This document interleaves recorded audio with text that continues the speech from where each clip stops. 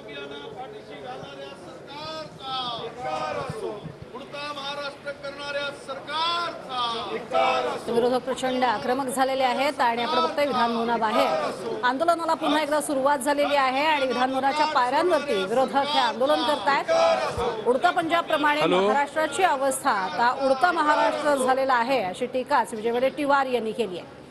ललित पाटील याला संरक्षण देणाऱ्या मंत्र्यांवरती केली पाहिजे अशी मागणी त्यांची आहेच, पण त्याबरोबरीनं यामध्ये एक मोठं रॅकेट आहे आणि त्या सगळ्याच्या पाठीशी सरकार आहे असाही आरोप केला गेला आहे।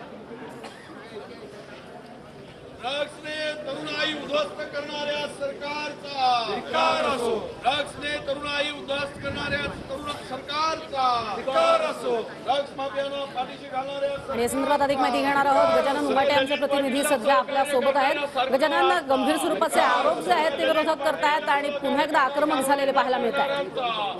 ललित पाटलांना संरक्षण देणाऱ्या मंत्र्यांवर कारवाई व्हावी या प्रमुख मागणीसाठी विरोधक पुन्हा एकदा या हिवाळी अधिवेशनात आक्रमक झालेले आहेत।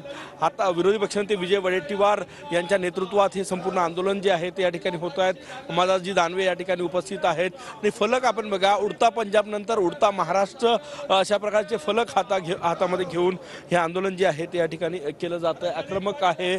आणि या सगळ्या प्रकरणामध्ये जे मंत्री संबंधित आहे त्यांच्यावर कारवाई व्हावी या मागणीसाठी हे आंदोलन जे आहे ते विधानसभेच्या पायऱ्यांवर विरोधकांकडून केलं जात आहे। विरोधी पक्षनेते विजय वडेट्टीवार यांच्या नेतृत्वामध्ये हे आंदोलन जे आहे ते या ठिकाणी नक्कीच गजानन, आणि प्रत्येक अपडेट तुमच्याकडून आम्ही घेत राहणार आहोत। तुर्तास धन्यवाद या माहितीसाठी।